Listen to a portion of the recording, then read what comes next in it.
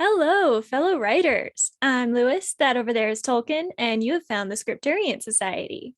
Welcome back, everybody, to that crazy writing podcast that you love, that you clicked on because you were just like, I just can't go another minute without hearing the sweet, dulcet tones of Karissa Harlow, aka Lewis, and Ash O'Rourke, me, aka Tolkien. Welcome back. You guys don't have to go any longer without us. You're welcome. Yeah. You're very welcome.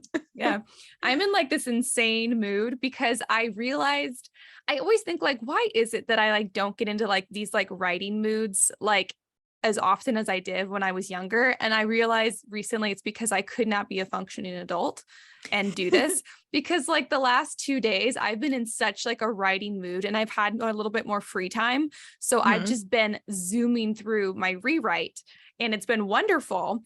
But I've been so in the zone of my book that like I've forgotten to feed the animals. I forgot to feed my husband as if he can't feed himself. He's a grown man. But like you can everything see, else like, is gone. Everything else, I'm like unwashed. You can see I look like a mess if you guys are watching this video on YouTube. I mean, it's not like everything else falls away and does not matter while I'm in like a writing zone. So Yes. I'm not making dinner tonight either. My brother's back and he's making dinner, which is great because A, we're recording, but B, like I wouldn't anyways. And he made me lunch. And yesterday I made Javi bring me lunch from the kitchen. I made him heat up leftovers for me for the first time in 3 years. Oh my God, the complaining. You would think that I asked him to like walk to China to get me breakfast. Oh my gosh. Ridiculous. Yeah. Anyways, so what a drama queen.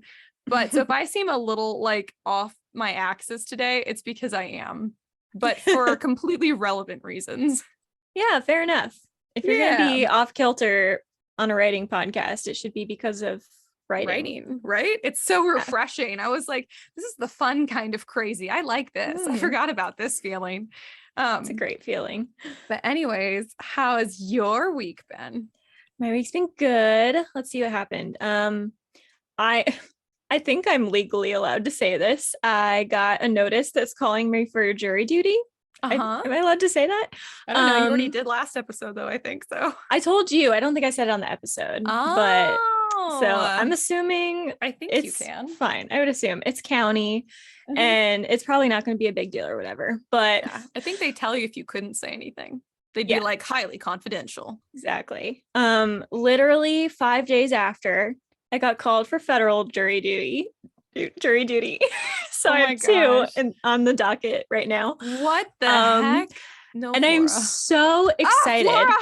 I'm so sorry. I knew she was going to do this. She did this in my meeting with my boss earlier. She was like, what if I do on the computer? Then she jumped over and like closed my personal laptop that I'd been working on in my lunch break.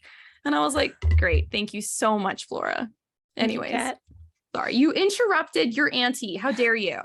Come on, Flora. Apologizes. Jeez. I mean, she doesn't apologize, but I have to apologize. No, not for anything ever. Anyway, I'm hoping to get a murder case. That's my one hope right now. I know you want one. If I could get one, literally my life would be complete. I would be cool with completing the case and then dying. That is my, like, aside from writing and like having a family, that is my dream. Oh my God. Aside from writing and having a family, I just really want to be on the jury for a murder trial, for a homicide trial. These are my 3 dreams. And I really thought this was the one that was out there, but it's super possible. The universe is like, we are going to put your name in the hat as many times as we can. Okay. We heard you. We want to manifest for you. It's like on the website or whatever, it says specifically you were picked at random. And I'm like, I don't know. I assume that's true because I don't know how else they would pick people. You're like, I was like, thank you so much for my name popping up. I'm so excited. So that'll be super fun. Oh, well, I don't know. I might not get picked, which would be really disappointing at this point. Or you're going to get picked and it's just going to be like somebody ran a red light, something really dull, or like tax evasion. Yeah, it could be tax evasion, I think, because county is probably going to be boring because whatever. But federal, I think they tend to get the good cases because it has to be a crime that like crosses state lines or has interstate consequences or something. So it could be like a drug, it can be national too. So it could be a drug thing, it could be a trafficking thing. I'm like, gosh, let me put a human trafficker away. You know what I mean? Oh my gosh, that would be awesome. Yes. I am, am I allowed to say this? I'm like, I'm open to the death penalty for serious enough crimes. Yes, you're allowed to say that. I will do it. So I'm like, and I'm like kind of a shy person in general, but I'm like, I want to be the foreman. Like, I want to be the person that gets to speak in the courtroom. You've watched New Girl. You know the episodes where Jess is the foreman of a jury? Yes. Yes, you have that kind of energy. Like, you would be like, hand up in the air, I have a question. And you would be like, the jury has decided. Like, you were ready to embrace this role. We know. It is so funny because you are such like a quiet person. Hang on, I have to murder a cat. You can, how about if you are on the jury of a cat murder trial? Laura, I'm gonna give you away. I don't think I would give a cat the death penalty because they're not as responsible. But you were gonna say because they have 9 lives, so it would be futile. Oh, that too. That's better. I like that. Yeah, this cat is really trying to use up her 9 lives. You just wait till your father gets home. I'm gonna tell him what you've done. And he's gonna go, Flora, be nice to your mom. My perfect little kitty can't do anything wrong. Ugh. It's a wonder she doesn't listen to me. She's so spoiled. I will skin you. Do you want to be a little hat? A little cat hat? She's like, you wouldn't. I'm too cute. It is her saving grace. Yeah, fair enough. That's all animal saving graces. Yeah, it honestly is. God was like, they're too damn annoying. If I don't make them cute, they're going to kill them all. I heard something once. I don't know how scientific it is, but I heard that the reason babies are so cute is so we won't abandon them. I've heard that too. Yeah. I don't know if it's true, but I'm like, you know what? I could kind of see it. Like, I know. It does make sense. I'd abandoned this cat if she was disgusting and unfriendly and like ugly and mean. Like, yeah, why would we keep her? Why would we have adopted her in the first place? But she's kind of cute, even if she is kind of mean. Her little eyes are so frightening. She is unconcerned. She's like, I know completely. I'm cute. Yeah, she's like, she's like, you have no idea how secure I am in my position in this household. It's more secure than yours. I'm not going anywhere. I'm here to stay. Yeah. Anyways, that's kind of exciting because of the federal jury thing. I know. I'm excited. And I'm also excited that county came first because not only will it not be anticlimactic, I also will be able to scope out the land because the buildings are like right across the street from each other, I think. Mm-hmm. So I can so the day that federal jury duty comes up, I can just like know my stuff and walk in with confidence. Oh my God. So I love it. I am so excited. And have you ever seen Reba, the TV show? Yes. Okay, so when Barbara Jean is called for jury duty and she's so enthusiastic that they're like, yeah, we're not picking this girl. I'm like, I need to tone it down. I asked my mom, I'm like, because it says on the sheet, it says you have to wear business casual attire. So I was asking what that is. And I'm like, do you think I could wear a cloak? And she's like, I think if you wear a cloak, they're going to recuse you. I think they are, yeah. So 100%. I'm not doing that. I think I'm going to look so podcast, normal. They might recuse you. Possible. I did just say I was open to the death penalty. You did, yeah. You did. You might get recused on that alone. I might. But I'm just gonna go in and I'm gonna be so normal. I'm gonna be like, I have no biases. I am a normal citizen. Please pick me. But you are a normal citizen with no inherent anti-criminal biases. Exactly. I think I could be unbiased. So I'm looking forward to it. I think you could do fantastic. But if they listen to this podcast, I feel like it's less likely they're going to pick you. Yeah, probably. Unless they're like, hey, she's got public speaking experience. Maybe. She could be the foreman. Exactly. Yeah. Or because you only get a certain number as the lawyers, you can like say no to only a certain number of jurors. So if the defense like ran out of their vetoes and then the prosecution was like, yeah, we want her. Maybe I would get picked then. So you want to go last is what you're saying. Yeah, exactly. Yeah. I would even take being an alternate because then I'd get to sit in the courtroom. So that's cool. Yeah, that would be cool. Of course, you wouldn't be able to tell me any of it about it until like way after everything was made public. But it'd still be awesome. I'm good at secret keeping, so keep that in mind, prosecutor. I can see that you are. I feel like you are very good at keeping secrets. Sometimes I'm like, do I even know Karissa? Who is this woman? Keep a lot of my own secrets, so you know how hard can it be to keep someone else's? See, that made you sound suspicious now. I If have. they're like, have you ever participated in a podcast? You're gonna have to be like, yeah. I'm not at liberty to say. I'm not at liberty to say. You have to like not lie, but get around the answer. Have you ever been on a podcast? Yeah, exactly. What about you? So yeah, I mean, that was otherwise I've had a pretty normal week. Nice. Job searching and no query responses yet, but you know, at least I haven't had a heart attack. So that's good. You really live by extremes. I just really think about do. when you were like, I might drink too much water, but at least I don't have a drug problem. I You mean, live come by a on, lot that's of a good problem to extremes. have. It I is. do. It's not a bad problem to have. It's very funny. Just you're I like, live most of my life in the state of insanity that you have been experiencing for the past I know. couple days. That's what I was feeling. I was like, this is what Carissa's like all the time. It And I was like, is. it's so fun. It's great. It's such a good time. But I It is. also am like, I don't have any like creative space for people in my life. Like I don't. Like I'll feel bad, but like my mom or Caleb or even my husband will try and say something to me and I'm like, not tracking. I'm fully thinking about my book. Like there's no part of my energy that is ready to devote to paying attention to you right now, which is like mean. And I don't think Javi, I mean, we've been together for a few years, but I don't think he's ever seen me go so hard, that deep, so intensely, so deep for so long on a book. And so, I mean, it's only been a few days, but like, I really have been in like a drought of like good, like writing, you know, bursts when I also have time to do it. Yeah. So this whole week he's been like, Ash, hey, talk to me. me. He'll be like, he'll literally go, pay attention to me. Because he's never had to fight for my attention. I'm usually fighting for his attention. And I'm like, how does it feel? Except I'm also like, that's cute, honey. I'm busy. I can't hear you right now. Go away. Yeah. He'll be like, did you even hear what I said? And I'll repeat like the last word that I kind of heard him say. And he's like, you have no idea what I'm talking about. And I'm like, no, leave me alone. Nope. Yeah. I don't want to sound conceited, but I'm pretty sure this is why I'm not married, because I think I'm pretty great. And you are. It's because your creative energies are fully devoted to your craft. There's like there's no more of it to give to someone else. Like I get that. Like this week I've been like, I cannot talk to you. I love Go you away, but I cannot speak to you. Like I just don't have it in me. Yep. Yeah, I'm living in a different reality. So. I can definitely see that. I think you're right. Yep. Yeah, I hate to say you're just gonna have to go through a writing drought. I know. Before you have the creative energy built up to expend on another person. It's so true.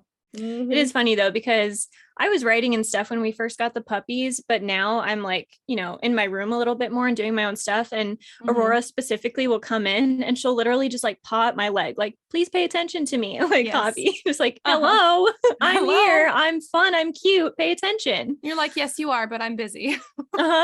Yeah. And then I'll like get on the ground and be like, okay, let's play. And then I play for 5 minutes. Then I go back and she's like, no, that was not enough. Come back. Yes, 100%. This is what happens to my poor animals. And Shaylee, our Great Dane, it was constant with her and she was huge. So she would come and try and knock my elbow while I was typing all the time. Cause she'd be like, please. And then I'd be like, fine. And give her like a minute of attention. That was like grueling for me. Cause I'm like, my mind is just like glued to what I'm doing right now. Like, please. Has it been an hour? No, it's only been 2 minutes. Great. Yeah. Great. And then she's like, that was cruel. Actually, the amount that you chose to me, it would have been better if you didn't pay any attention to me. Just abandon me. That'd be better. Yeah, that'd be better than this measly speck of love that I'm getting from you. AKA is what my husband feels this week. Yeah. AKA hobby. AKA hobby today. Yeah. Oh man. Yeah. But anyway, that's all for me. What else is going on in your life? Aside from writing insanity, aka writing the best. Insanity, which I'll give more updates later on, which is exciting. But I already told our Katherine a little bit before the pod. Technical difficulties, you guys. So hopefully all of the audio is fixed and stuff for this episode. It hasn't really affected TSS, the Scripturient Society, that badly. If you guys never put the acronym together, it's TSS. But our sister podcast, That Pretentious Book Club, it's a comedy book club podcast. If you listen to our last episode and you were like, why is the Anne of Green Gables audio so very crappy and basically unedited? Well, that's because it was crappy audio and it was completely unedited because my hard drive broke. And the hard drive, for some reason, I I don't know, it broke in some weird way. So when the hard drive was plugged into my computer, it was breaking my computer too, which is wild. I dropped the hard drive on the floor last week. And ever since then, but I didn't realize at the time because it's happened a couple of times. So I didn't realize it had screwed things up. So not only did it not record my good audio file, and I had to use a backup audio file. And then I also had to for Kendall, the other host over there, just because her audio also had problems. But then I didn't realize it wasn't letting me use my editing software. Like I just thought my whole computer was breaking down. And I had just done an update on my computer, and I never trust an update. I only do it when it makes me do an update. And on my phone, I had done the same thing because I've been putting it off for so long. And so then I went on like this long rant about why I don't believe in updates. And I believe that technology updates are just made to break your device. So you have to pay the technology manufacturer more money, which I do still think. But I was also like, this is just a platform for me to rant. But I do still kind of think that that's true. But I did figure out it was the hard drive causing the problem. So anyways, I ordered a new hard drive. These things are not cheap, but I did get one that I told Karissa, it has been drop tested from 500 feet. So if I break this one, I just want to see you. I need you to record on your roof. So when it drops, you can be like, I don't know how many feet that is, but it's got to be less than 500. I can be like, I want a refund. I bet it's broken now. But I don't know. Anyway, so I basically had to move over. I can still kind of access things on the old hard drive, but I have to unplug and replug it in every time I access a single file for it to not completely break down. And so I did that in order to access and copy over all of our most important files to the new hard drive.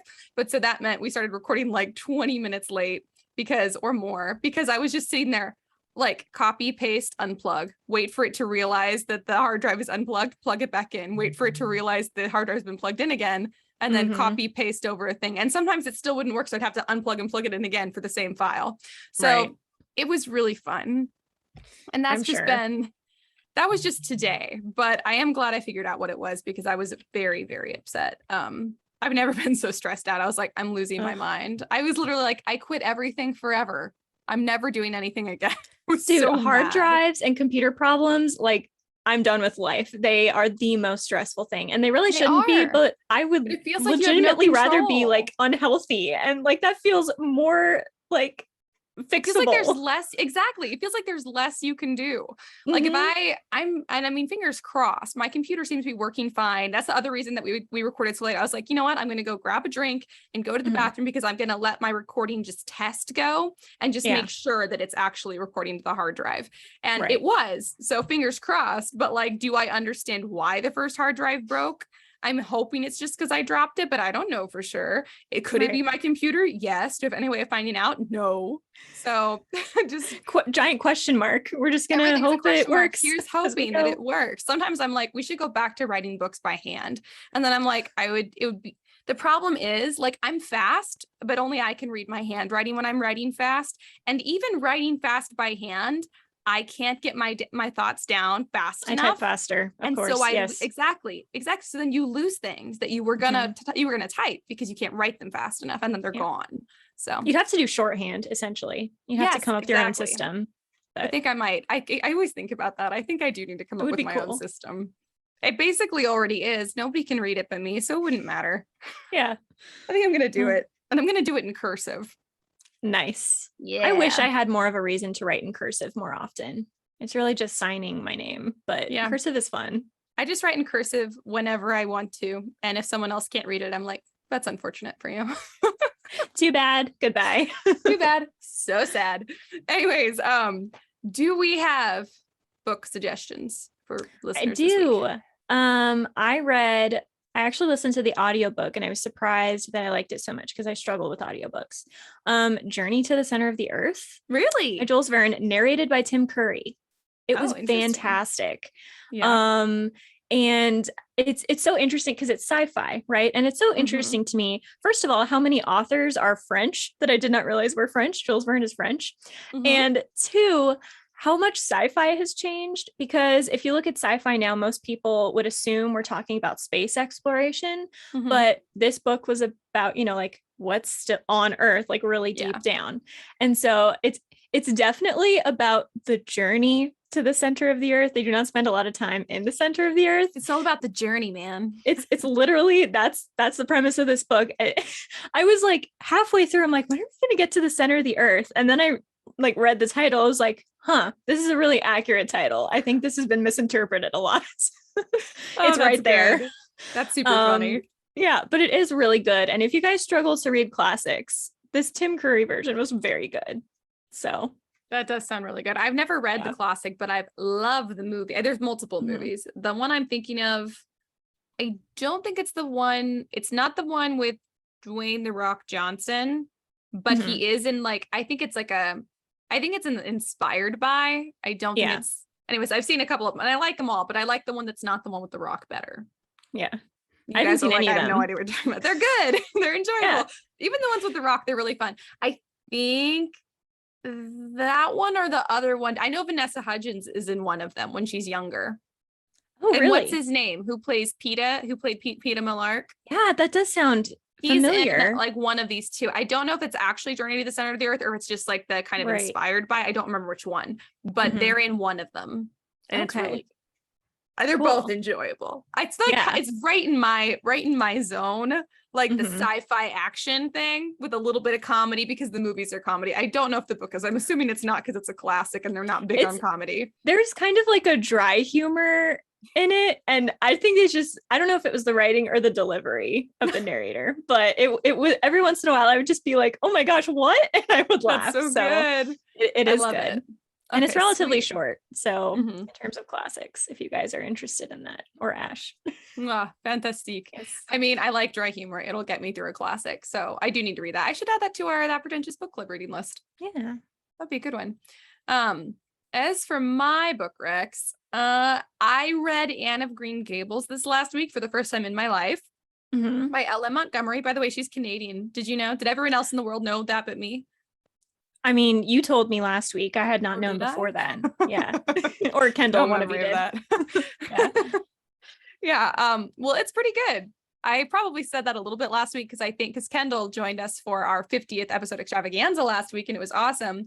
And she wanted to know a little bit of what I thought about the book. So I might have mentioned it a little bit then, but I'll give it another book rec, specifically if you like cottagecore. If there's no part of you that's interested in like cottagecore vibes, I would say don't read it. I don't think you'll enjoy it. But if any part of you is like, you know what, cottagecore is kind of like soul soothing, delightful, you'll probably enjoy it to some degree. Like I'm not the most cottagecore person out there, but there is this secret part of me that's like, but cottagecore is really nice. And so that part of me was like, this book is really sweet. It's also very well written. But it's kind of like, it's a coming of age story. And for me, those are very hit or miss because I often am like, I don't care. I want explosions. I want journeys to the center of the earth. I want like really funny, like on the line of appropriate jokes and sarcasm. And so the coming of age stories are rarely for me, especially historically. But Anne of Green Gables is beautifully written. It's got so many like beautiful little quotes in it about nature and stuff. So if you guys are in any way cottagecore, I recommend it. It's a classic, but I was surprised to know that it was written in like the early 1900s because it reads as if it's much more modern than that. So not a hard read either. So I guess that's my book rec, but only for some of you. Some of you I know won't enjoy it. It's very specific. Because I was on the line. I did give it 4 pinkies up out of our 4 out of 5 rating system, just because for craft reasons. But for personal taste reasons, I probably would have given it like a 2.5 or a 3, just because it's not my vibe. But it is really good. Anyways, that's my long-winded book rec. No, that's good. Real brief confession. I haven't read Anne of Green Gables, and I kind of put it in this category with Little Women and The Secret Garden because Little Women is good. I know. I don't really love Little Women that much. And it's because like nothing happens that's super exciting. And so everyone has always told me, oh my gosh, if you love Little Women, you have to read Anne of Green Gables. And I'm like, I got through the movie. I don't know. I did not get through the movie. Or I think it's a short series, but I didn't get through the short series either. It's just same thing. And Secret Garden, I think I read twice as a kid because I think liked at the time, Secret Garden. See, I didn't like it that much, but I don't know why. Had it as a kid, and so I read it like twice, and I didn't hate it. So it's kind of the same thing I felt with Anne of Green Gables. I was like, I see some of the beauty in it, and I really appreciate that. The plot I didn't really like because the plot, I mean, they're not plot driven books, which we'll get into in this episode. Yes. But I like a good plot driven book. And they're really, because they're all coming of age stories, they are, of course, character driven books. And so, yeah. Did you ever watch the movie Pollyanna? No. It always stressed me out as a kid, but it has very similar vibes to both Secret Garden and Anne of Green Gables in my memory. So there's a movie rec for you guys if you like that stuff. If you don't, I don't recommend it. But I watched it I watched it a lot as a kid because, again, like we just didn't have that many like movies on VHS and we weren't allowed to watch a lot of stuff. So we watched Pollyanna a lot, but I didn't like it. I think there's some scene, spoiler alert for the movie Pollyanna, I think she like falls out of a window and breaks her leg or something, or legs. I don't remember. And for some reason, as a young child, I was like, this is so deeply traumatizing. I can't get past this. Oh gosh. Then I just remember it for that. But I think it is very much like those same vibes. Yeah.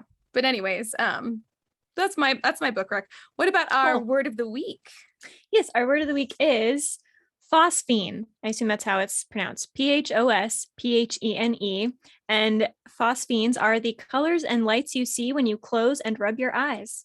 The visual sensation of light without cause. I've always wondered what that is. I used to like just press my like closed eyes just to watch them. Yeah. Oh my God. There's a name for it. Yeah. I'm going to use that for sure. 100%. I'm going to start using that. It's pretty good. I can't think of a specific situation in which a character would be doing that unless, like you, they're just doing it for fun. But I'm sure, like, if you're stressed or whatever, you rubbed your eyes so hard that phosphenes danced in front of your vision or eyes or in your mind. Because what is it when you're not seeing anything? I know. I guess it's like mind. Mind. But well, I guess when your eyes are closed, you're still technically seeing. You're just seeing the inside of your eyelids. Yeah. Phosphenes danced across the inside of your eyelids. That's the only internal part of your body you can see. Ew. I know. Just creep myself out with that. Super gross about that. I know you with your eye thing. I'm impressed you picked phosphenes. Your weird fear of eyeballs. But anyway, I mean, I don't do that a lot because I like the lights, but I have a fear of touching. I'm like, what if I rub too hard and my eye pops out? Ew. So yeah. But it's probably not going to happen. So I haven't done that in a long time. But when I was a kid, I was obsessed with that. I would have I would have told everybody that I know, like what a phosphene is. Now I'm going to talk about it still. Actually, I'm still going to tell everybody that I know. Thank you for this. You're welcome. Knowledge is power, everybody. So should we get into our theme for this episode? Yes. So we're going to talk about plot-driven versus character-driven stories and like, you know, how to choose between them and how to tell which is which and factors that make each up and all that kind of stuff. So just kind of simple stuff. Plot driven is obviously when the plot is the main focus. Character driven is when it's the character that's the main focus. I've also heard it said that plot driven is when what the characters do is most important, and in character driven it's why they do it that's important. So that's also kind of a way to think about it. Yeah. How they deal with stuff versus why they deal with stuff the way they do. Interesting. I would have thought that it was like who the characters are. Right. Like I would have thought that this is how I always think of it, but I've never really known if I have a good grasp of the difference between like plot driven versus character driven. But to me, I've always thought like plot driven is what happens to the characters and what the characters do. Well, maybe not know what the characters do, but like what happens to the characters drives the story forward. And I felt like character driven is like who the characters are drives the story forward, which is kind of like what you said, but I don't know. Like the thing is, it's similar, but I've always been like a little bit off kilter, I think, from what the actual like accepted versions. Well, it's kind of like what drives is like what causes that initial rising action. Is it like the character or is it something happening to the character? Maybe it could be another way of saying that, but yeah, definitely. Yeah. I don't know. I'll start. I think that there's a third category, or really a plot-driven subset. And I think this is called world-building driven stories. You would believe there's a third category that's world-building driven. I think Brandon Sanderson is in this category, and I think it's why he seems so unique and great, and he is. But I think part of it is just that the focus of his stories, at least the ones that I've read, tends to be on the world. And so I guess if like going by my model of like plot driven is what the characters deal with, character driven is why they deal with it. I think the focus in a world building driven book is like the circumstances that influence the options that the characters have, if that makes sense. Like if you have a magic system, even a sci-fi system or whatever, there are certain things that are and aren't available to them based on the way that things are working. And so I do think some stories that are really heavy on world building and where the reveals and the twists have to do with the way that the world or the environment works. I think that's like, I think it's a subset of plot driven, because I think ultimately it's still not about the character as much, but I do think that's kind of a subset. And so I think it's kind of like a third thing. I've never heard anyone talk about this. I was just thinking about why Brandon Sanderson is so great. And I think that's why. And I also think that's how I write, which is probably why I love Brandon Sanderson so much and why it's so hard for me to find an agent, but I don't know. Anyway. What was your question? I was going to say, it's we've noted before that although your nickname is Lewis and mine is Tolkien, we're really more of the reverse when it comes to writing style. And I was going to ask if you feel like you like Tolkien, like would Tolkien also be in this? Do you think his stories are also world building driven? Because I kind of feel like they are. Especially given the fact that he is so focused on the setting and the environment, I would say that's kind of part of it. That he's really trying to establish this world that you're in. And then you also have, I think world building driven tend to be also like where fate or destiny play a certain role in it. So like, not that the characters like don't have choices, but that they are sort of locked into a certain number of choices. Maybe. That makes sense. Well, like the history of the Tolkien-y. world is something that that plays so heavily into the plot for the book. Right. Exactly. That so I don't know, something to consider if you guys are like, I don't know if my story is either. I do think some stories are a mixture of both. I do think there's a happy medium. I think so but too. I also think there's possibly this third option that is world building driven. And I think it's relatively new. So I do think it's, fantasy authors, I think are just, I'm sure there are other fantasy authors, but Brandon Sanderson comes to mind. I'm sure it's in other genres, but when the reveals kind of revolve around revealing, did I just say reveal twice? Yes, it was adorable. It was so cute. When the twists come from revealing certain world building aspects. I'm trying to think of an example that won't spoil anything, but the only example I can think of is Mistborn in that third book. There's just a big twist, and it's very world building based. It's not like it can't be a twist anywhere else because it's so specific to that world. And the characters are interesting and the plot is interesting, but I think it's just a world building focus. So possible third option. Would you say that, so Leigh Bardugo's Grishaverse, so the Shadow and Bone trilogy specifically, that trilogy, do you think, I feel like that has a lot of world building driven elements to it, but I don't think it's the primary, but I do, that did come to mind though, because like it is, I think, very world building driven comparatively. Would you say that the primary driver is plot driven or character driven though? Have you read it? I forget. Yes. I'm trying to remember. So another factor of this, and we can get into this later, is if it's written in first versus third person. I do think that's part of it. Yeah. So is it in third person? Yeah. Or is it first? Third so person. I guess I would say plot. That's what I was thinking too. Yeah. I should have also just kind of assumed, because I tend to gravitate very strongly towards plot driven. Character driven is often not. I would also say that this tends to be and you can correct me if you think I'm wrong, but I do think that this tends to be a kind of a trend that you see in different genres. Like I think that, chick lit, slice of life, coming of age stories, even romances, I think are more character driven. And I think that fantasy, sci-fi, action, even mysteries and thrillers, I think those tend to be more plot driven, because it's more about this kind of stuff that's out of control happening to the character versus what the character is doing with the circumstances they already have. So yeah. And if you add in like the world building aspect, fantasy and sci-fi are just going to have deeper world building issues and new things and nuances and all that kind of stuff. It's going to have to play so heavily into the plot for it to feel authentic. Right. So that's part of it. I lost my train of thought. I'm sorry. It's okay. It's not your fault. I guess I have notes. Oh, I remember. Okay. So I do think you're right. I do think genre plays into it a lot. But I have also noticed, I think this is my take. You can tell me if you agree. I think young adult is really moving into character driven in a way that it wasn't earlier. So like if you take the Hunger Games, I think the Hunger Games is plot driven. Yeah. Even though Katniss is obviously a very important character and everything, plot driven doesn't mean that the characters are flat, and character driven doesn't mean that nothing interesting happens. It's just where the focus is. Yeah. And I feel like Hunger Games is very plot driven because of I agree. the world and all of the stakes and all that kind of stuff. When you think about the Hunger Games and a lot of books that were published around that time, I think the market in general, which was just very plot driven.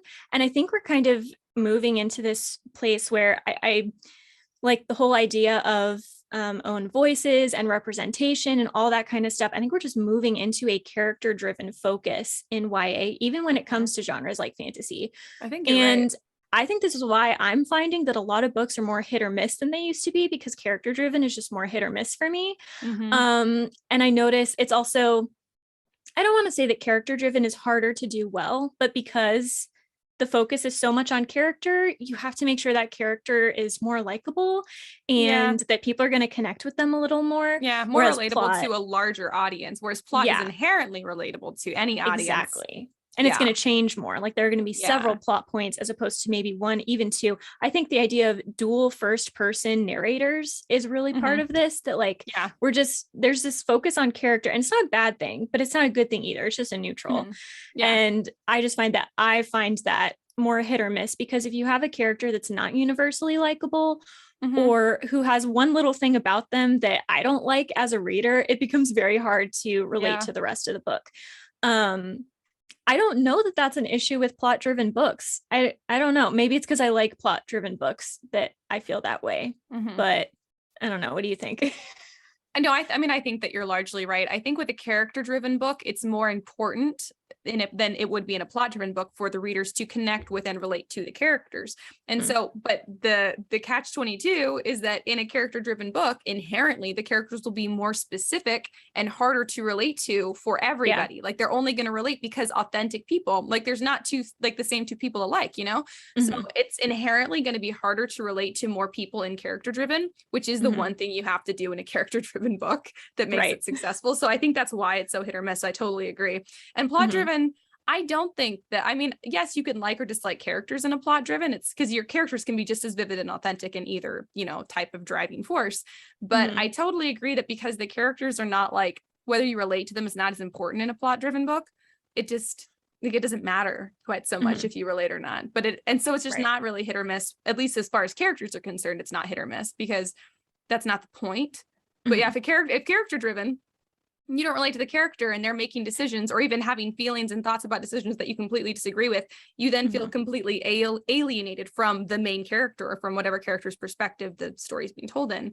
So yeah, I know, I totally agree. I think that it's that thing where like neither one is inherently good or bad, but just like some other genres or like putting sex scenes in your book, like we mentioned before, like you do risk alienating some of your audience. Like if you know what you're doing and you're aware of that, that can be fine. But you do need to be aware that depending on what type of character you choose and what choices they make and all that stuff, certain people might not read it. Like I've seen this recently about people being like, you know, like we should read more minority authors. Completely agree. But I think the thing when it comes to like the slice of life books, the reason like I'm a white person, I don't know if you guys can tell from the everything about me, I'm extremely white. But like when I see like a YA book or whatever, and it's like a chick lit, first of all, I don't pick up chick lit fiction to begin with. But if it's like someone on the cover who doesn't look like me, can't relate to them, am I going to go pick up that book? Probably not. Like just because if it looks like a slice of life book, I'm expecting that it's going to be character driven, and I'm expecting that I'll probably have less in common with that character. Is that possibly the primal side of my brain thinking that? Maybe. A big part of that is that I don't read chick lit fiction. Exactly. However, it's so hard to find one you want to read at all. Yeah, exactly. So that's part of it, but like that's just like the most like baseline idea. That's just with something that's really like visual. And it's not that important. That could literally just come down to cover art. Like if you Well, just true. make your cover art more approachable. Same thing for if you want to attract readers from all ethnicities and you're a white person, then maybe don't put a white person on the cover, put something that has more to do with your story on the cover. But when it's character driven, regardless of what we're talking about, whether we're talking about, you know, different minority experiences, if we're talking about, you know, different feelings about romance or different romantic experiences, or whatever it is that makes your character unique, you could alienate other readers. And so it's just something to be aware of, especially when you're like way farther in the process, like doing marketing stuff. Because maybe if you can convince someone to pick up the book and read it, they'll be like, "Ooh, I do have more in common." But with character driven, it's just it's just a much bigger wall you're going to have to get over for the people who don't relate. And they might not, because most of us make pretty snap decisions about what book we're going to buy. There's plenty of options, so we don't really have to compromise. Yeah, true. And I think a lot of it too is, I mean, relatability is good. You essentially want your characters to be making decisions that make sense, but I think likability is more important than necessarily relatability. And likability doesn't have to mean same moral code as someone. Like, I'm thinking about how much everyone loves Kaz Brecker and how unlikable he is from like a moral standpoint, but how likable he is in terms and from a social standpoint. Yeah, it's true. He's not a likable person. He's not. But he's likable as a character because of the why behind his decisions. And so I'm thinking about this now. Is Shadow and Bone plot driven and Six of Crows more character driven? This is why I was really specific about saying the Shadow and Bone trilogy, because Six of Crows, I feel like it's more character driven, and it's written from the perspective of multiple characters. And so it's driven by each of the different characters, which is a really great way to get around that whole, what if you have only one main character and that main character isn't either A, likable, or B, relatable to your readers? Well, if you have multiple main characters, you can get away with that because they'll identify with one or the other one more. So that's so true. And then if you do have a character that's like unrelatable to someone, they keep reading for the other characters, and then they maybe that character they didn't like grows on them, or they learn something. That definitely happened with Six of Crows for me, like definitely. So I mean, that's a really good way to get around it. But again, if you're doing like, it's a know your genre thing, like if you're doing fantasy or sci-fi, like, listen, we love the found family trope in fantasy and sci-fi, like we really do. So you can get away with adding more people to your story, even more main characters. But chick lit, coming of age, that is really, the whole point of those is usually to focus on one person's journey. So you really don't have that option. So just know if you're doing character driven, and you probably are doing character driven from those, you just need to know what challenges you face in regard to reaching your readers, or knowing which readers you're going to reach. Because it's very different for those. But I think you can always, this is my problem too, is because I write first person. And like Karissa said, third person is much easier to have more people, to have more main characters. So if you write first person, and you write fantasy or science fiction, like I do both of, it will be a huge challenge to bring in more people, which you need to do. Even if you're plot driven, because I tend to be plot driven, you still need to have more, you still need to have just as many characters, you know? Right. I mean, it depends on the book, but comparatively, even if like whether you're trying to do plot driven or character driven for the same story, all the same characters should exist in that story. So it's difficult in first person. It's just a thing to think about. It's true. I mean, there are certain difficulties. Like, I do think plot driven is easier to do with maybe both. I don't know. Let me talk this through. I think plot driven is easier to do in third person with multiple perspectives, because you just inherently spend less time with each particular character and more on what's going on big picture. But then maybe it's also first, I don't know. I don't tend to love first person multiple points of view, just because I think it's tough. But the more characters also really hit or miss. Why is that? You would think it'd be easier, but it is more hit or miss when it's multiple first person perspectives. I think it comes down to voice. I think authors write their voices too similar, so it feels like the same person, whereas in third person you are the same voice throughout. I think you're right. I think I think it's that, and then I think sometimes there's like a repetition of content. I think I agree. Yes. Yeah, I knew that's a whole different episode, but it is.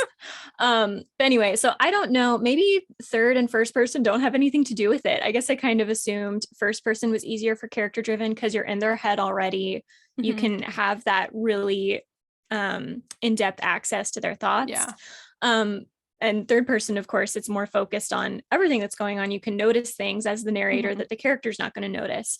But I would also think that multiple points of view is better for plot driven and single is better for character, but I think you can do it anyway. Yeah. Yes. In any combination you need to, but Absolutely. You just have to understand. I think you have to understand why people that would pick up your book would be drawn to it.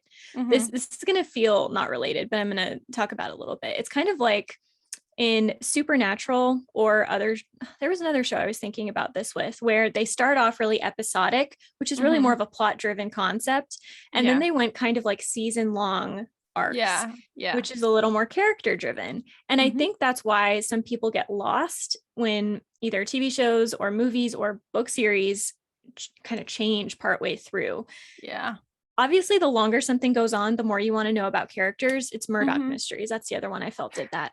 The longer something goes on, the more you want to know about characters. But I think that really comes down to maybe you have one episode or a couple scenes in a row that are focused on that character, not where you make the entire structure different. Yes. Castle is an excellent example of what you're talking about. Yeah. Yes, it is. Yeah. So you can just tell the difference between that first episode and the final episode or wherever it ends.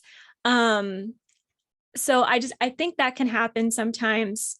Plot driven stories get told in a character driven way and character driven stories get told in a plot driven way.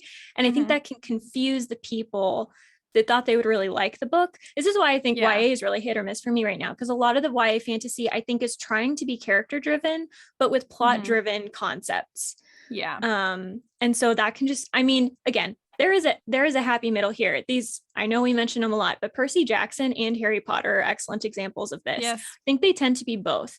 And they're both coming of age and they're both plot driven, which means they're kind of character driven and kind of plot driven. Like, right. In middle grade, this is what, and they're kind of world building driven. These books were nailed. They had such a good mix of all of these things. Everything was done well in them. Yes. And so you can do both well, but there's nothing wrong with going to the extreme and doing a super plot driven or a super character driven. They exist. A lot of classics tend to be character driven, like thrillers and action stuff like Ash loves tend to be plot driven. There's nothing wrong with going to the extremes in this. Normally we say middle ground, but I think there's good things. I think just, you know what you're doing, you know who you're doing it for, and you do it well with intentionality. I think that that's the best way to achieve this. A hot tip for my first person plot driven writers, because that's what I do. Oh my God, did I just forget my hot tip? No, I didn't. I'm gonna bring in a little tip from my theater degree, from my theater minor. Okay. The best acting is reacting. That applies to your characters in a plot-driven first-person book. Because like Karissa said, it makes less sense for a book in first person to be plot-driven because it's all from one character's perspective.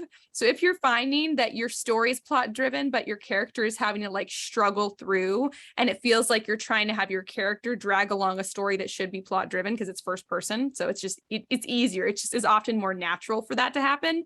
Then maybe it should be less about what your character is choosing to do and more about how your character is reacting to what's happening. So it gives you just as much insight into who the character is, because the way that you react to stuff really shows who you are as a person. But it's because of the things that are happening around them. It's not because they're choosing to make things happen. So just there's a little hot tip for you guys about the best acting is reacting. The best first person plot driven trope is reacting. Yes, that's not just quite correct, but perfect. Something like that. Yeah. Let's see. I have a couple more points. I also, so you talked a little bit about like covers and how the cover art can sometimes draw someone in or push them away. I do think that there's a certain marketing thing that, I don't know, I've kind of noticed that indie authors struggle with this. And I think it's something that's almost, I don't know that it's a secret, but it's something that traditional publishing tends to do just a little better. And that is titling. When you title a book, I should essentially be able to tell from the title whether or not it is character or plot driven. Let me explain. Harry Potter and Percy Jackson aren't just Harry Potter and Percy Jackson. They're Harry Potter and the Sorcerer's Stone, Percy Jackson and the Lightning Thief. This puts focus on the character and the plot, because the character and the plot. I think that's why a lot of middle grade novels do this. Hang on, I have to change the title for my book now. You're so right. Continue. Right. So then you go to something character driven. You're probably going to get the title something like an epithet for the main character. One I read recently was Violet Made of Thorns. That's obviously focusing on the character. Classic example, Hamlet. It's literally named Hamlet. You're right. Yeah, Cinder and these types of things. When you have a character name, even if it's the title, like what's another one I read recently? Lord of Stariel. That's another one I read. That's a title, like as in a title for a person. That should indicate that it is at least somewhat character driven. If the plot is the focus, I don't know if the Darkest Minds might be a little bit in the middle ground. But if you have something that's more plot driven, you're going to have a title. Game of Thrones, that is just a little more about an event or an idea or an environmental factor or something like that. Let's see if I can see any other plot driven books on my shelf. The Hunger Games, right? That's the big overarching thing. So if your book is some kind of an event or something like that, I should be able to tell by the title, because the title should be some kind of event. So I think that's also a tip for indie authors. When you're titling, try to do that, try to keep that in line. But then also, if you're coming up with titles for yourself, or if you're trying to pick a book to read, I do think that's a good indicator. If you're like, I can't tell if this is character or plot driven, I think the title can be a good indicator. That's a very good idea. And it actually is also really good for those of us who are really bad at titles like I am, because it just made me think, oh my God, I've totally picked the wrong like format of a title for this book that I'm rewriting, which actually gives me so much room to work with, because I can use the title I currently have as like the precedent, like the Percy Jackson part, to the title of this individual book, which is excellent. Love it. Okay, fantastic. So I learned so much from Katherine. It's unbelievable. You're welcome. I think about nothing else. I think about a lot. Like, this is my headspace all the time. Yeah, it's chaotic in there. So that's something too. My other point, unless you have something you want us to add about that. No, my mind is just still blown. You continue. Mind blown. I gotta pick up the pieces. Cover art is also the same, that if it's character driven, maybe you have a character in some way. I really hate faces on covers. That's what it is. That's what it is. I realized, because I feel like I misspoke before, because I made it sound like a person whose skin doesn't look like mine would turn me off from a book. Not true. I hope none of this gets taken out of context. I'm going to be in so much trouble. But it's not. What I really mean is a close-up of somebody's face. Gosh, it's so awkward. I meant the same thing for like white girls' faces. I don't want the close-up of the face. I don't want it, because any of the differences, I don't know what it is. Any of the differences between that face and what I think that my face would look like ideally, because I have main character syndrome and I want to be the main character in the book. I'm like, I don't want to read that book. Yeah. So it's crazy. No faces. Yes. Anything else is fine. I love like a good like back turn to the camera. That's what I was going to say. You can have body parts, right? I'm thinking of Cress, the cover of Cress, where it's like her back and then her hair. Yes, or like the in Fallen, when it's like she has her face covered. Cover the face. It can work. But like cover the face for the original. Yeah, the original Lauren Oliver Delirium covers made me so uncomfortable. It's literally just a face. And I'm just like, what are you doing? And sometimes people on Book Talk will be like, look at my beautiful cover. And it's like two people looking at I don't know, it's not a camera, but I'm like, please stop. It looks like it feels like you're looking into my soul, and I don't like it. This is the one flaw of the Sentinels of New Orleans series. Okay. Yeah. It's like my favorite, but it has bothered me. It's always bothered me. The cover is this tall, slender white girl with blonde hair, and it's her whole face, her whole body. And I'm like, no, I don't look like that, which is so stupid, but I don't care, because I am one of the people who reads because I want to imagine myself as the people in the story. And I'm like, I don't look like that. I can't relate to that. I make fun of the girls who look like this. Like, I don't want this on the cover, because it would have turned me off. I think my mom's the one who found the book. Inevitably, if I don't like the cover of the book, the reason I read it is because someone made me read it, because I am shallow. I do judge a book by its cover. It doesn't really. That just applies to whoever on the cover. Like, yeah, it's totally something to think about.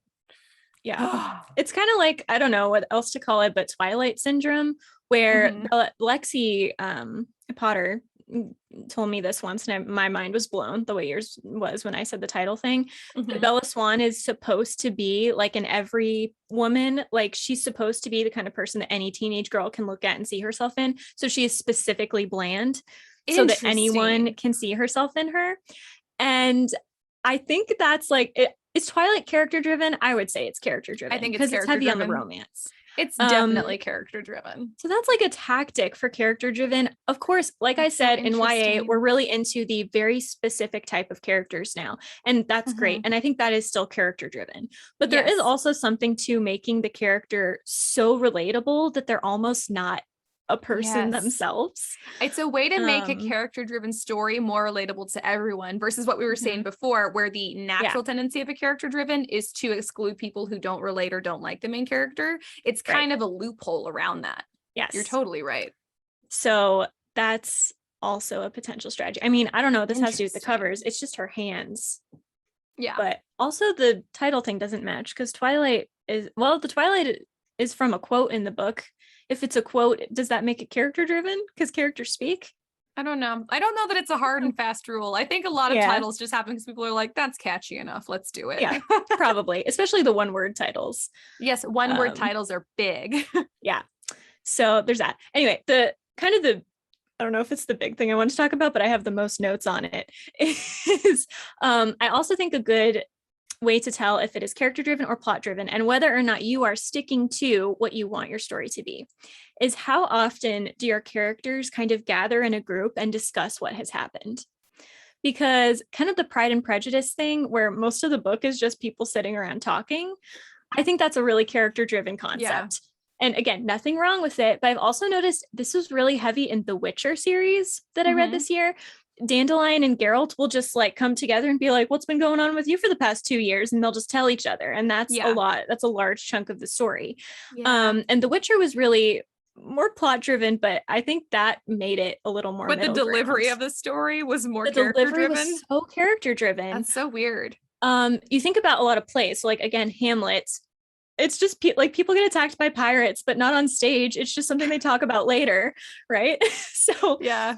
the number of times that your characters come together to just talk to each other, because again, that's where relationships happen is when you're talking, and it's where banter happens and where you're just learning more about people. Whereas in the action itself, you're still learning about people a little bit, but the focus is on the action. So I was reading through one of my books today, not near publication. It's like book 5. And I was noticing I have a lot of scenes where the characters just come together to discuss things. And I was like, I don't like Are you this. character driven? I know. And I'm like, I don't like this. And it's really out of place within the rest of the books. And so I was thinking to myself, I'm like, crap, I'm gonna have to go back and rewrite these scenes that they are talking about instead of them talking about it, because it's not really a character driven story. It's really supposed to be plot driven. There's a pandemic in this story. It is not character driven. And so I was Literally noticing me with my book.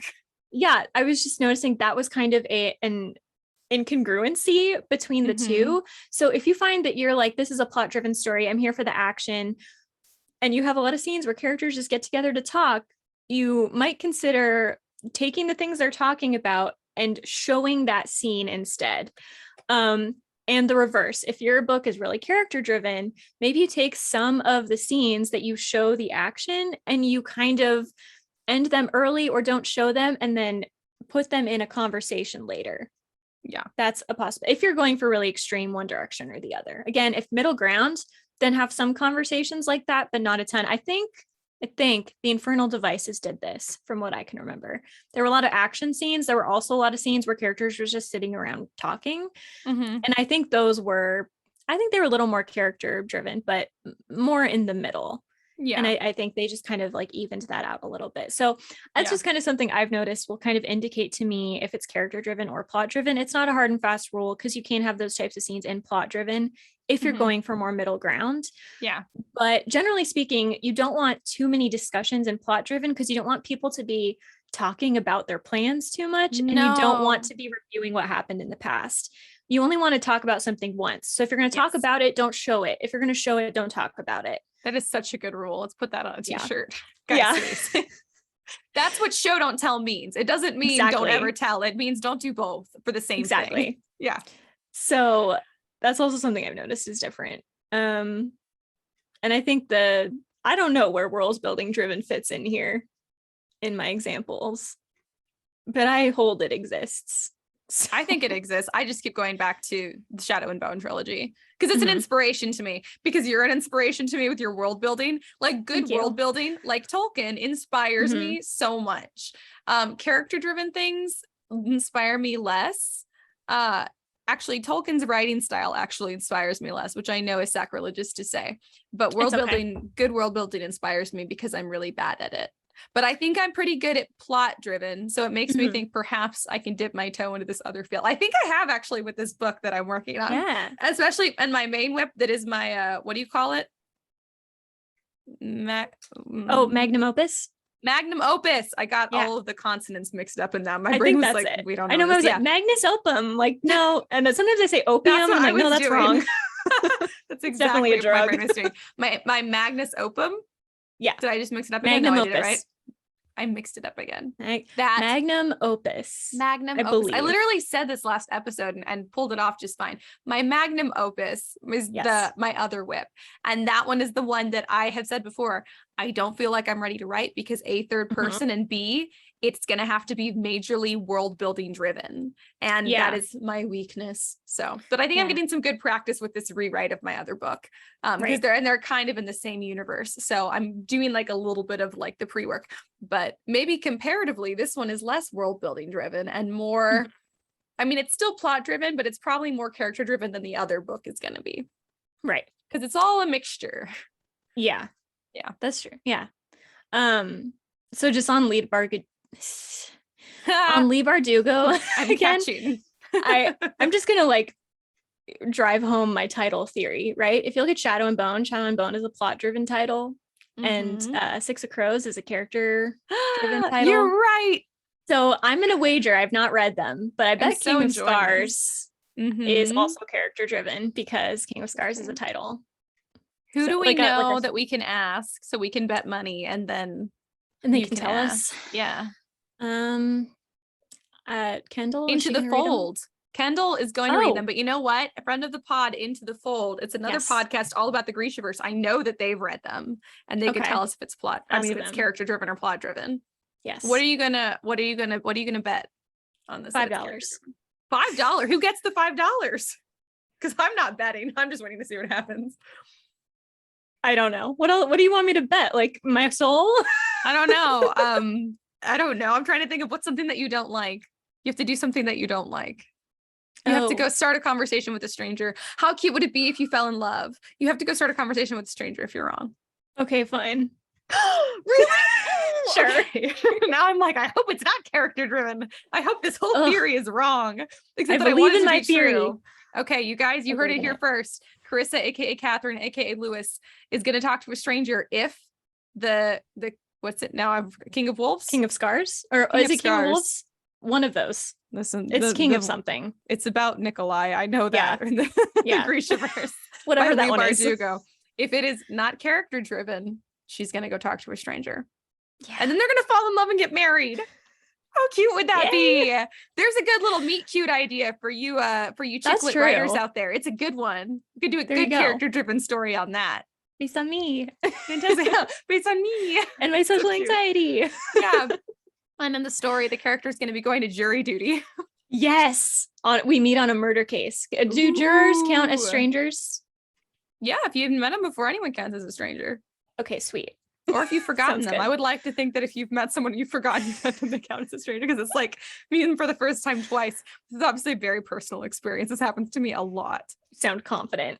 You sound very passionate about this detail. It happened a lot in college. I feel so bad. Someone would come up and start talking to me and I'm like, oh, I don't think I've met you. And I'm like, they're talking to me like we've met. This is how she felt about me the first couple times. She just went with it and then we became friends. No, see, I had this inherent fascination with you for some reason. I was like, I'm going to befriend her. I'm going to make her live with us.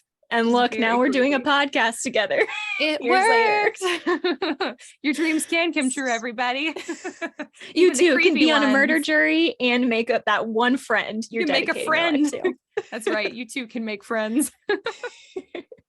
Talk to strangers. Actually, see, that's the thing. You were a stranger to me. a complete stranger. And I was like, hey, stranger, we're going to be besties. I think you actually said, hey, stranger, but not the last part out loud. So I did probably say, hey, stranger. I probably said, hey, stranger, hey, you with the blonde hair, something to that effect. Something like that. Because that was the way that I thought of you, was the stranger with the blonde hair who was going to marry the guy who sat next to her, which I still think would be adorable if that happened someday. You're going to reunite sometime. That, and then who was the guy? There was some, who was Cody, it? the lacrosse player? Cody, the lacrosse player. Cody, the lacrosse player, if you're listening. I need you to ask Chris on a date because I need it to satisfy this dream, this vision I've had in my head. Since first we walked by. I'll probably say yes. See, she'd say yes. She'll say, Cody, she already said she'll say yes. How did Cody, the lacrosse player, come into my awareness? Did you know him? No, I don't know him. He was apparently in love with me from afar. We were walking and some guy Lexi knew. He like looked at me and he's like, hey, Cody, this guy Cody's like in love with you. And I was like, huh, interesting. Right. That's right. Because the lacrosse team used to practice on the green outside our dorm. So it is possible that he did see me in fact going places. Yeah. And you never were like, Cody, I'm ready. Take me on a date. I should have just put a sign in our window. You should, Cody, here's my number. Cody, question mark. That's adorable. Text this number with the name of your friend. And he's like in love with you. I totally forgot about that. Oh my God. I think about it a lot. It's the thing that keeps me going sometimes when I'm like, why am I not married? Like, it's definitely a choice. Cody never got up the courage to ask me out. This is a pattern with me. The guys that like me. Because you've never been in a writing drought. There's never been space for them. It's true. But Cody, I think I intimidate people with that. Yes. I never look fully like I'm engaged. And so people are just like, this is why it's hard for me to make friends, I think, because they're like, she's not interested. And I'm like, look, I am not interested in talking to you right now, but I will also do it if it means a long-term friendship. So, yes, exactly. You're like, I am willing to put this down. You just have to wait a minute. And then I'll be the best friend you've ever had. You just have to be brave. That's what I need. Totally fully get it. And all the guys that have ever liked me are just very shy. And then like 5 years later, they'll be like, hey, I liked you. It's like, great. That's helpful now. Oh my God. That happened to me in high school quite a bit. And I was like, and what about it? I need someone brave enough to ask me when I look like I'm in the clouds, because that's always how I look. And I will not Cody, come out until you Cody, ask. you heard it here.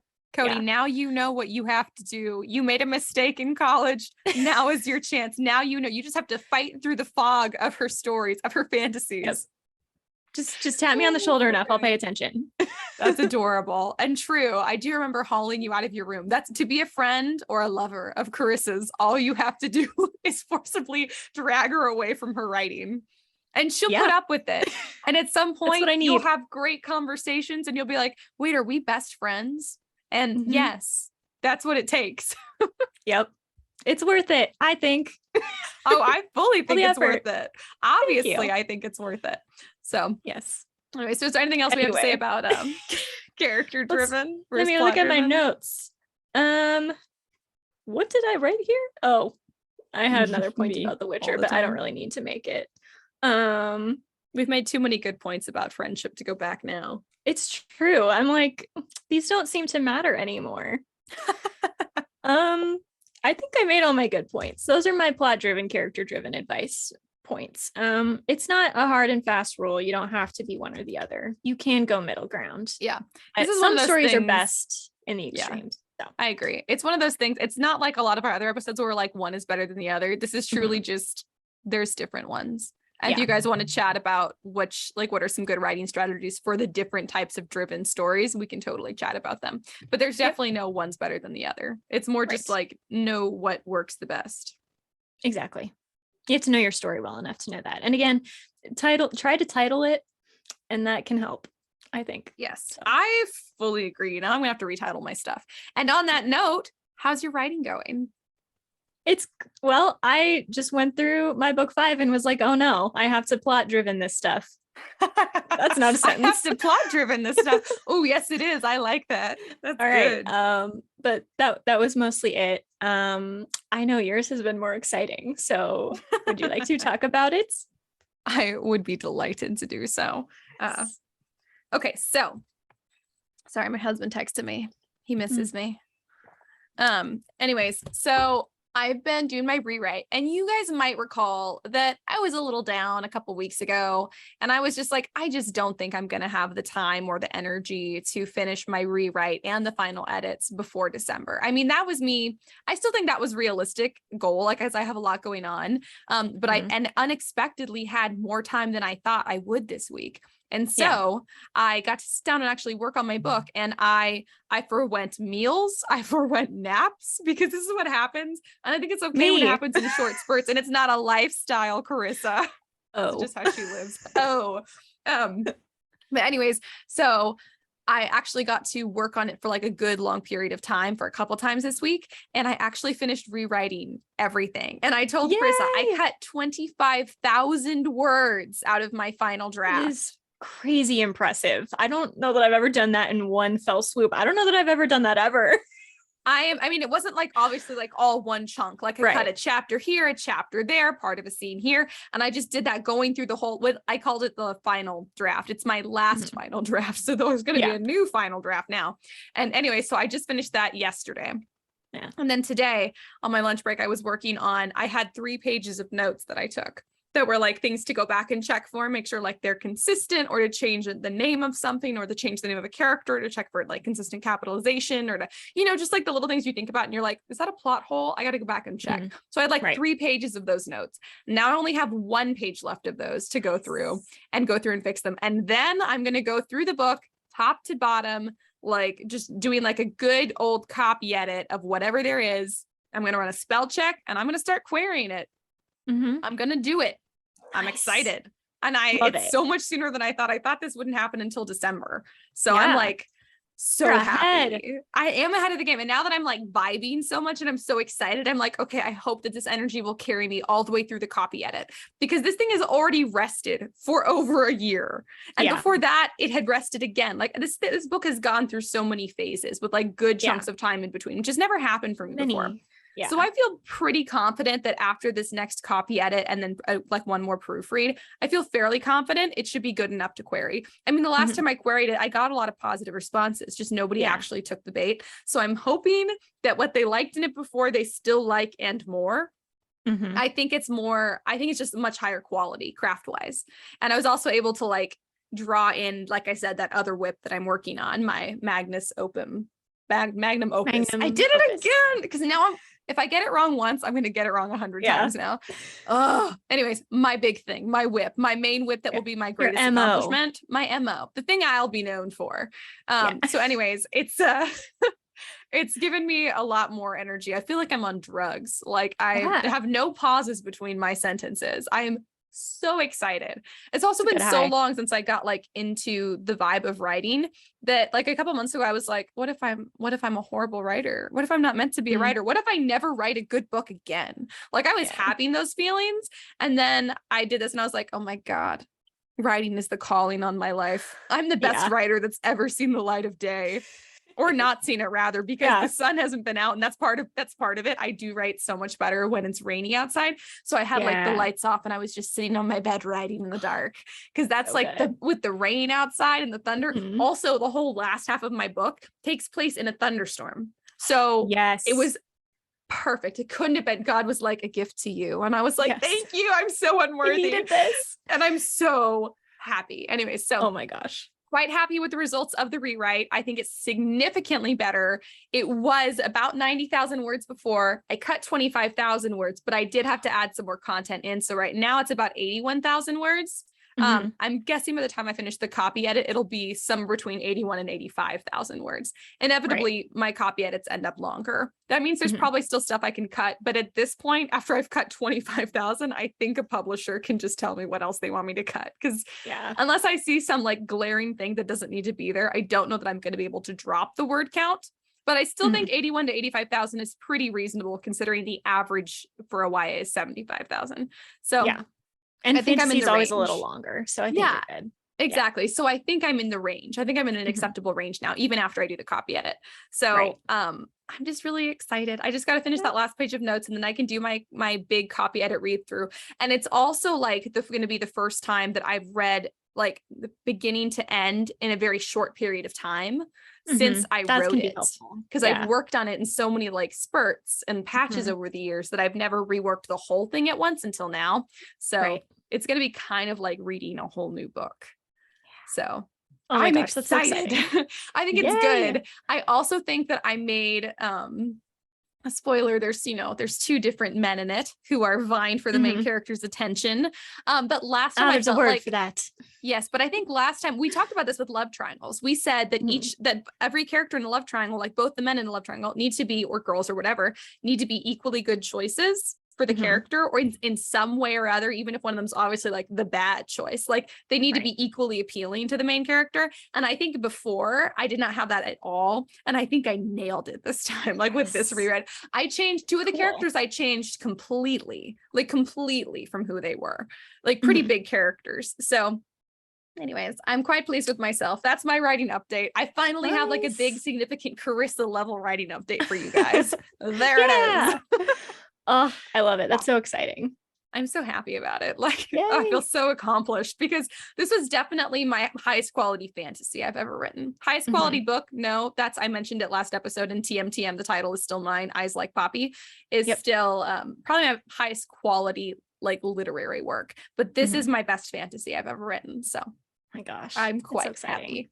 There is nothing better than the feeling like right after having finished a book in that sense, whether it's a first draft or your final draft, because it's just it's such a high. It's like nothing is better than this. That's why I sound like I'm on drugs. Like I really am on like a huge emotional high right now, and I'm hoping that I don't crash before I can finish at least the copy edit, because I can do a query letter if I'm not on a high, because I do those for other people. It's easier if you're on a high. I don't even know if that's true. It might be easier to do a query letter if you're a little more grounded, but don't get too excited there, because then you use exclamation points and all caps and you got to stop. Yeah, exactly. And then also I feel like if I write the query letter when I'm really excited, I feel like I only talk about the stuff that I think is best in the book, and I forget that the query letter should be focusing on what somebody picking up the book in a bookstore would think is best in the book. So that's different because I'm the writer, so I see a lot more, like I know a lot more about everything that happens in the characters. So I actually think it's better to feel a little more grounded when you're working on your query letter. But if I can just get this energy to last me through the copy edit, because it takes so much energy, I'll be so happy. So knock on wood, God, please help me. My goal is that by the end of this week, I will have finished a copy edit of it. And then it's just a proofread and she's off to query. Well, as soon as I write the query and synopsis, which is a nightmare, but yeah. Anyways, so I'm gonna have you look over that stuff, and also to read the final copy, because I like every now and then I'll write something and go, Karissa would be so proud of that, and then I'll write something else and I'll go, I wonder what Karissa will think about this. I don't know.